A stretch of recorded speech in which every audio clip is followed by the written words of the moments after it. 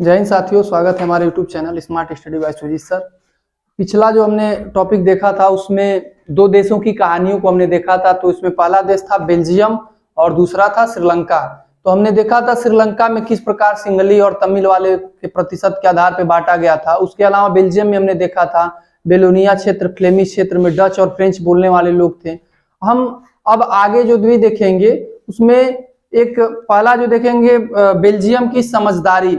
Belgium की समझदारी का मतलब क्योंकि जैसे कि हमने देखा था कि अलग अलग क्षेत्रों में अलग अलग भाषा बोलने वाले थे, जैसे फ्रेंच वाले थे, डच वाले थे, फ्लेमिश और बेलोनिया में। तो कहीं वो बहुसंख्यक थे, कहीं वो अल्पसंख्यक थे।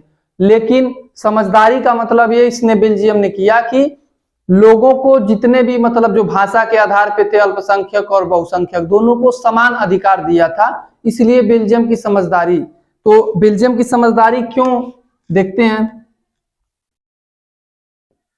बेल्जियम की समझदारी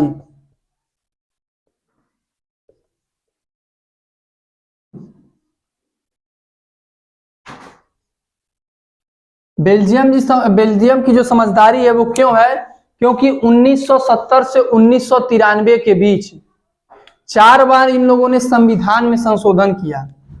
1970 से 1993 के बीच कितनी बार?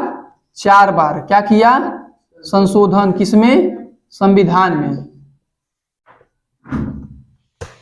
4 बार इन लोगों ने क्या किया? संशोधन किया। देखो संशोधन का मतलब क्या होता है। जैसे संविधान बना हुआ है, संविधान में कोई नया कानून या नियम जोड़ना है, उसी को हम कहते हैं संशोधन।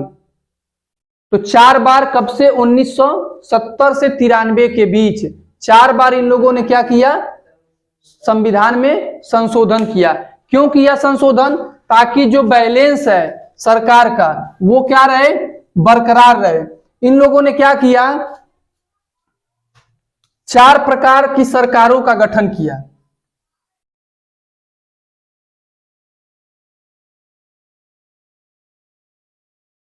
ये बेल्जियम ने क्या किया? 4 प्रकार की सरकारों का गठन किया, जिसमें एक केंद्र सरकार,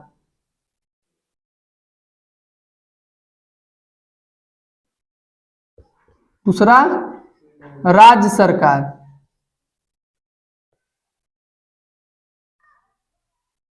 उसके अलावा तीसरा राजधानी सरकार,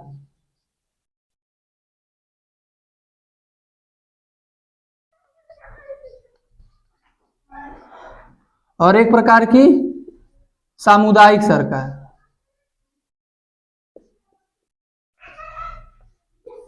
सामुदायिक सरकार।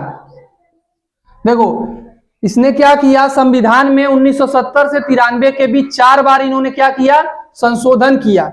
संशोधन का मतलब पहले सेंट्रल गवर्नमेंट चल रही होगी, केंद्र सरकार, उनको लगा कि केंद्र सरकार से ही पूरा देश संभाल लेगा, नहीं, तो इसके लिए उन्होंने क्या किया? राज्य सरकार। राज्य सरकार के बाद राजधानी सरकार बनाई, उसके अलावा सामुदायिक सरकार बनाई। यानी 4 बार संशोधन किया इतने सालों के बीच में, और 4 प्रकार की सरकारों का क्या कर दिया? निर्माण कर दिया, जिसमें केंद्र सरकार, राज्य सरकार, राजधानी सरकार और सामुदायिक सरकार, 4 तरह की सरकारों का इन्होंने क्या कर दिया? गठन किया। केंद्र सरकार का मतलब क्या होता है? हम केंद्र सरकार जो क्या करे? पूरे देश पे जिसका क्या हो? कंट्रोल हो। जैसे बेल्जियम यह देश है तो पूरे देश पे अधिकार किसका होगा? बेल्जियम का होगा। जैसे हमारे देश में देखते हो तो देश में, अपने भारत में देखेंगे तो भारत देश में एक केंद्र सरकार होती है। केंद्र सरकार का मतलब देश को प्रधानमंत्री चलाता है, तो पूरे देश पे उनका अधिकार होता है। देश, पूरे संपूर्ण देश पे उनका अधिकार होता है। समझदारी में इन लोगों ने क्या किया कि जो दोनों भाषा बोलने वाले लोग थे उन दोनों को क्या किया? बैलेंस करने के लिए सब में, चाहे केंद्र सरकार, चाहे राज्य सरकार, चाहे राजधानी सरकार, इन तीनों में उन्होंने क्या किया? अल्पसंख्यक और बहुसंख्यक दोनों को समान मंत्रियों की संख्या दिया। समान मंत्रियों की संख्या का मतलब क्या है? जैसे देखो, मानते हैं किसी उस देश में मान लेते हैं 100 सीटें हैं, 100 अगर मंत्रियों की सीटें हैं, तो 100 में से क्या किया? 50 क्या किया? डच वालों को दे दिया, 50 किसको दे दिया? फ्रेंच वालों को दे दिया। समझ में आया? यानी दोनों हमने देखा था, क्या देखा था, बेल्जियम में बहुसंख्यक कौन था, कौन से भाषा वाले थे, डच वाले थे। लेकिन यहां भी इन लोगों ने क्या किया, बराबर की हिस्सेदारी दिया। समझदारी इसीलिए है। अल्पसंख्यक कौन थे यहाँ, फ्रेंच थे, लेकिन तभी भी 50 सीटें किसको दिया, डच को, 50 किसको दिया, फ्रेंच को दिया। उसके अलावा हमने जब देखा था क्षेत्र में अलग अलग जब देखा था, ब्रुसेल्स में जो उसकी राजधानी थी, राजधानी यहां आ गई, ब्रुसेल्स में हमने देखा था फ्रेंच वाले ज्यादा थे और डच वाले क्या थे, कम थे। तो यहां राजधानी सरकार में भी क्या किया, बराबर का दर्जा दिया। यानी जितनी सीटें डच वालों की उतनी ही फ्रेंच वालों की। राज्य सरकार में भी क्या किया, बराबर का हिस्सेदारी दिया। यही समझदारी है। इसीलिए इस पे टॉपिक, इस पे नाम भी है बेल्जियम की समझदारी। यानी इन्होंने क्या किया, अल्पसंख्यक और बहुसंख्यकों को बराबर की हिस्सेदारी सरकार में दिया। इसीलिए बेल्जियम की समझदारी है। क्योंकि हमने देखा अलग अलग भाषा बोलने वाले लोग थे, लेकिन उसके बाद भी क्या किया, दोनों लोगों को बराबर दिया। तो 4 प्रकार की केंद्र सरकार हमने देख लिया, जिसपे पूरा कंट्रोल क्या होता है, देश का होता है। राज्य सरकार का गठन, यानी कि राज्यों को भी एक अधिकार सौंप दिया गया कि राज्य सरकारें भी क्या होंगी, स्वतंत्र होंगी। यानी राज्य सरकार पे केंद्र सरकार का कंट्रोल नहीं होगा, बल्कि राज्य सरकार भी अपने हिसाब से अपने राज्य को क्या कर सकती है, डेवलप कर सकती है, विकास कर सकती है। लेकिन अब कहोगे सर तो फिर केंद्र भी तो वही करती है, तो राज्य और केंद्र में क्या अंतर है? तो देखो, केंद्र का मतलब होता है जो भी विदेशी मामले होंगे उस पर किसका अधिकार रहेगा, केंद्र सरकार का। अब ऐसा नहीं है, जैसे फॉर एग्जाम्पल हम समझ सकते हैं, अपने देश की बात करते हैं तो देखते हैं राज्य में अलग अलग सरकार अलग अलग पार्टी की होती है। उत्तर प्रदेश में योगी जी हैं, बिहार में देखेंगे तो नीतीश कुमार हैं, दिल्ली में अरविंद केजरीवाल हैं, हाँ। इसी प्रकार से छत्तीसगढ़ में देखेंगे भूपेश बघेल हैं, राजस्थान में अशोक गहलोत हैं।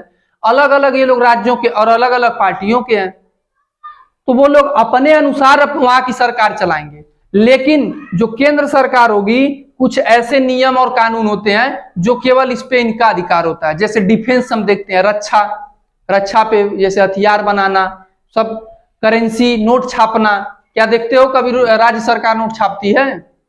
नहीं, तो केंद्र सरकार छापती है। तो सेंट्रल का, केंद्र का मतलब होता है पूरे देश पे अधिकार। राज्य, उस राज्य में उसका अधिकार रहेगा। अब देखते हैं वहां अभी तक तो हम 2 सरकार जानते भी, हमारे देश में भी है, लेकिन उन्होंने क्या किया, एक तीसरी सरकार भी बना दिया। कौन सी सरकार? राजधानी सरकार। अब बेल्जियम की राजधानी क्या थी? ब्रुसेल्स थी। ब्रुसेल्स में बहुसंख्यक कौन थे? फ्रेंच थे, 80% फ्रेंच थे। लेकिन क्या किया, किसी भी प्रकार का सांस्कृतिक टकराव या किसी भी प्रकार का लोगों के मन में भेदभाव की भावनाएं न रहे या विरोध की भावना न रहे, उनको बैलेंस करने के लिए राजधानी सरकार बना दी। और इसमें यहाँ ब्रुसेल्स के अंदर ये राजधानी सरकार कहाँ थी? ब्रुसेल्स में राजधानी सरकार थी। उनमें भी क्या कर दिया, बराबर की हिस्सेदारी दे दिया दोनों को, डच वालों को और फ्रेंच वालों को। तो लास्ट में सामुदायिक सरकार क्या है? सामुदायिक का मतलब क्या होता है? यानी इसमें जो एक ही भाषा को बोलने वाले लोग ही इस सरकार का चुनाव कर सकते थे। समझ में आया? जैसे मान लेते हैं सब, जैसे हमने देखा था क्षेत्र क्या, फ्लेमिश में ज्यादा बोलने वाले कौन थे? डच। तो मान लेते हैं फ्लेमिश क्षेत्र में सामुदायिक सरकार का चुनाव कौन करेगा? डच करेगी। वहां फ्रेंच वाले वोट नहीं देंगे, बल्कि कौन देगा? डच वाले। और जहां फ्रेंच वाले बहुसंख्यक हैं वहां, यानी इसमें भी क्या था, इसमें भी दोनों लोगों को बराबर दिया गया था क्षेत्र के हिसाब से। लेकिन जिस क्षेत्र में सामुदायिक सरकार का चुनाव, जिस क्षेत्र में जिस भाषा को बोलने वाले ज्यादा लोग रहेंगे, उसी भाषा के लोग क्या करेंगे? वोट करेंगे। समझ में आया? सामुदायिक क्यों इसको दिया गया? ताकि लोग अपनी भाषा, अपनी संस्कृति का विकास कर सके। इसके लिए इस सामुदायिक सरकार का क्या किया गया? गठन किया गया, ताकि वो लोग संस्कृत को अपने बढ़ावा दे सकें या उनके समाज में जो भी मतलब उनकी भाषा है उनको और ऊपर ले जा सकें। इसके लिए सामुदायिक सरकार का गठन किया गया। समझ में आया? तो ये सरकारों का गठन किया गया, लेकिन अगर कोई भी नियम बनाना रहेगा तो दोनों ही भाषा के बोलने वाले लोगों का बहुमत होना जरूरी है। जब बहुमत रहेगा तभी कोई नियम बन पाएगा। बहुमत का मतलब क्या होता है, जैसे देखो अगर मान लेते हैं कोई नियम बनाना है तो नियम वालों पे मान लेते हैं उसमें 200 लोग हैं, ठीक है। 200 लोगों में 100 लोग कौन रहेंगे, डच रहेंगे, और 100 लोग कौन रहेंगे, फ्रेंच रहेंगे। अब जैसे मान लेते हैं कोई नियम एक बनाना है, तो नियम देखते हो विधेयक पार्लियामेंट में पास होता है, तो अब उसमें बहुमत का मतलब क्या होगा, जब उसके पक्ष में कितने लोग होंगे, 101 लोग, तभी तो होगा। बहुमत का मतलब आधा से एक ज्यादा रहेगा तो बहुमत हो गया। तो उसमें इन लोगों में से क्या होगा, सभी लोग अगर राजी रहेंगे तभी उस पर क्या होगा, नियम बनेगा। यानी बहुमत जब तक स्पष्ट बहुमत नहीं रहेगा तब तक क्या होगा, वो अधिनियम या विधेयक वो पारित नहीं होगा, पारित होगा तो पास नहीं होगा। यानी इसमें सबकी सहभागिता रहती है। तो इस प्रकार की क्या होती है, समझदारी दिखाई किसने, बेल्जियम ने। ये बेल्जियम मॉडल है। बेल्जियम की समझदारी तो वही थी कि अलग अलग लोगों को क्या किया, 1970 से 1993 के बीच 4 संशोधन किया और अल्पसंख्यक बहुसंख्यक दोनों को समान रूप से क्या किया, प्रतिनिधित्व का मौका दिया। प्रतिनिधित्व का मतलब क्या होता है, जो सरकार को हम बनाते हैं, प्रतिनिधित्व वही होता है ना जिसका हम लोग क्या करते हैं, जिसका हम लोग क्या करते हैं, चुनाव करते हैं, वही क्या करते हैं, हमारे प्रतिनिधित्व करते हैं, रिप्रेजेंटेटिव होते हैं। जैसे हमने मोदी जी को बना दिया, तो मोदी जी भारत में बाहर जाते हैं तो कहते हैं, ये नहीं कहते हैं कि मोदी ने हस्ताक्षर किया, नहीं, भारत ने हस्ताक्षर किया। इसका मतलब वो पूरे भारत को क्या कर रहे हैं, रिप्रेजेंट कर रहे हैं, पूरे भारत का वो क्या कर रहे हैं, प्रतिनिधित्व कर रहे हैं। अब कोई समझौता होगा तो भारत ने किया। जैसे एग्जाम्पल में, और भारत के कप्तान रोहित शर्मा टॉस जीतने जाते हैं तो क्या ये कोई कहता है कि रोहित शर्मा ने टॉस जीतकर पहले बल्लेबाजी लिया, नहीं, बल्कि भारत ने टॉस जीता और पहले गेंदबाजी करने का फैसला किया, तभी ना होता है। यानी वो पूरे भारत को रिप्रेजेंट कर रहे हैं, वो प्रतिनिधित्व कर रहे हैं। उसी प्रकार से इनमें बराबर से सबको, अल्पसंख्यक बहुसंख्यक डच और फ्रेंच दोनों को बराबर से क्या दिया गया, दर्जा दिया गया।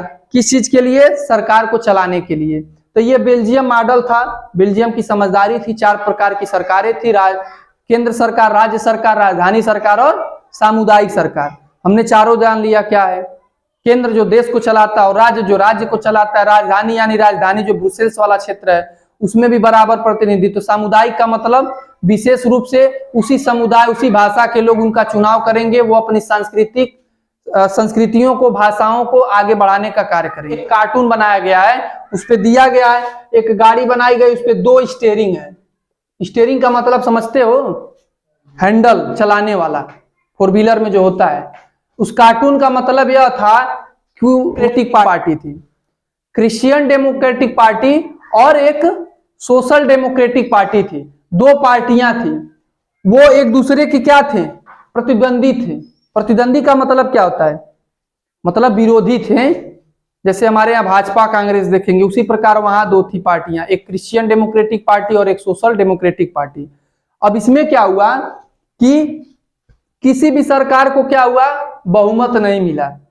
बहुमत का मतलब 200 सीट मान लेते हैं वहां थी, तो किसी को बहुमत नहीं मिला। दोनों लोगों को क्या मिला, जैसे मान लेते हैं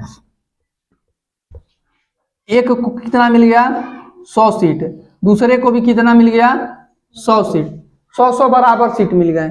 अब बहुमत के लिए कितना जरूरी है, 101, मतलब 1 सीटें और चाहिए +1।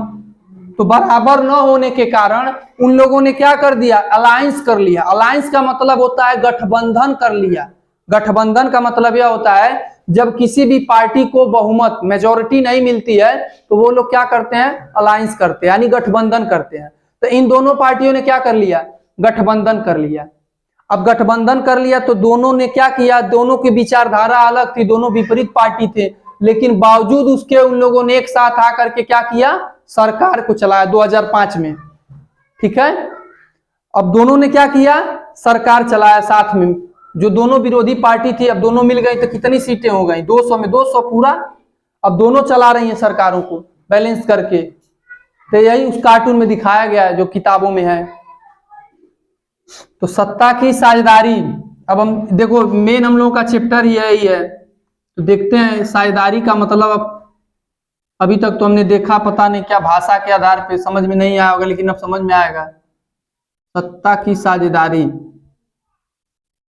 देखो अब इन सत्ता की साझेदारी क्यों हमने देखा ना किस प्रकार से दोनों जो भाषा बोलने वाले लोग थे उन लोगों ने क्या किया, सत्ता को क्या किया, आपस में बांटा। वही नहीं साझेदारी है, जो सत्ता था उनको आपस में क्या कर दिया, बांट दिया। डच वाले भी रहेंगे, फ्रेंच वाले भी, दोनों को बराबर दे दिया। वहीं दूसरी तरफ हमने देखा था जो कार्टून वाला जो चित्र था, उनमें भी दोनों पार्टियों का बहुमत नहीं मिला, लेकिन दोनों ने क्या किया, गठबंधन करके दोनों ने सत्ता का क्या कर लिया, बंटवारा कर लिया। तो सत्ता की साझेदारी बेल्जियम में जब देखेंगे तो इसमें क्या होता है, एक शब्द आता है युक्ति परक, लिखो उसमें थोड़ा सा।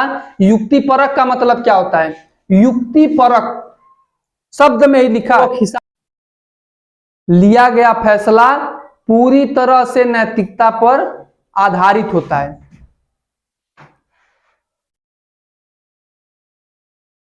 नैतिकता का मतलब क्या होता है, बुद्धि विवेक। युक्तिपरक का मतलब क्या होता है, एक सुनियोजित तरीके से, यानी युक्तिपरक का मतलब होता है हानि लाभ का क्या है, फायदा मुनाफा नुकसान सब कुछ मिला जुला करके।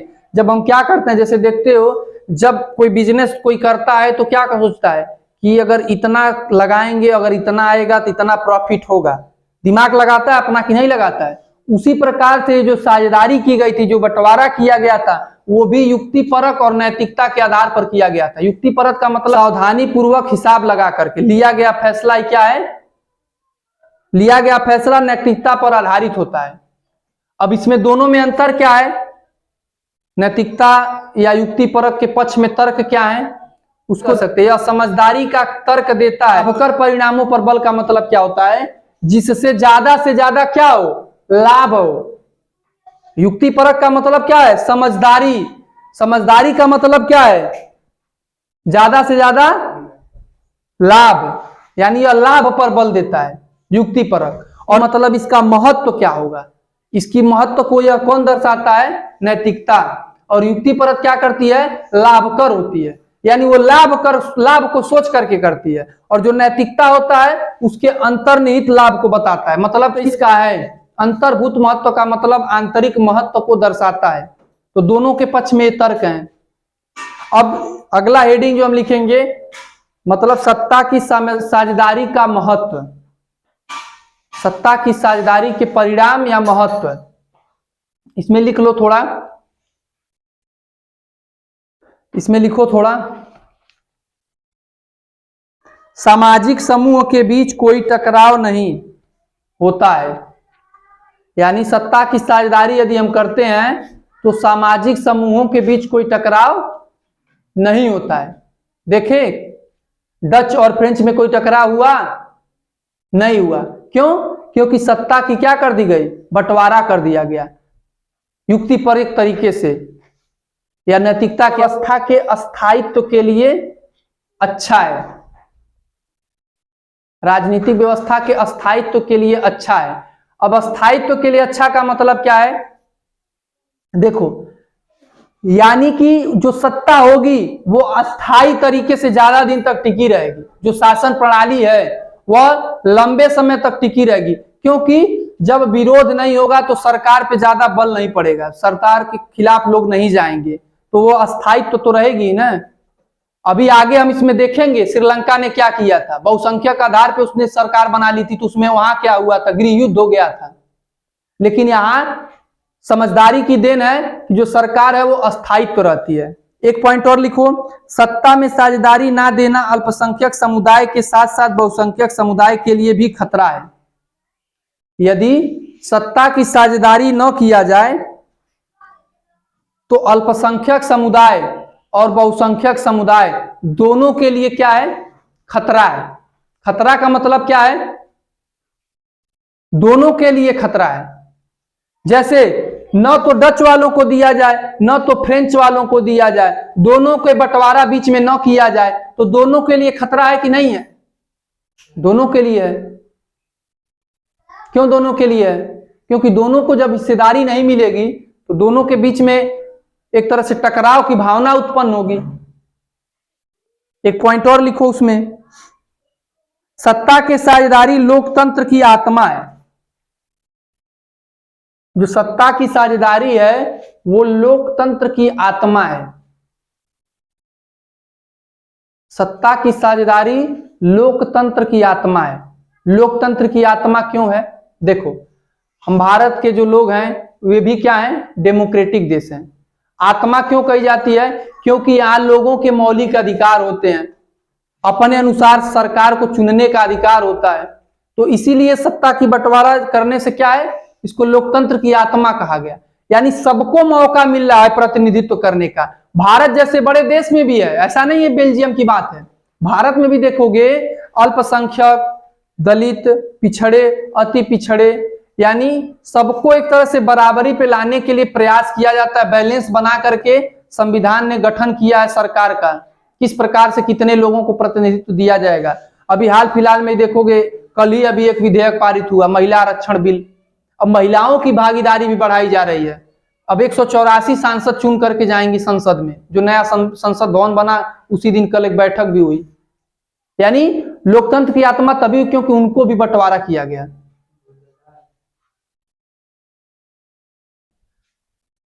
यानी लोकतंत्र का महत्व ही क्या है? लोकतंत्र के अगर महत्व को देखेंगे तो वही हमारी सत्ता की क्या हो जाएगी? साझेदारी हो जाएगी। यानी हमने देखा कि बेल्जियम में किस तरह से डच और फ्रेंच वालों को के बैलेंस को बरकरार रखने के लिए समान रूप से दोनों को प्रतिनिधित्व दिया गया, और इसीलिए इसको कहा गया सत्ता की साझेदारी, और इसीलिए बेल्जियम की समझदारी भी कह सकते हैं। आगे हम देखेंगे श्रीलंका में किस प्रकार हुआ था। आज के लिए बस इतना ही, मिलते हैं अगले वीडियो में। धन्यवाद।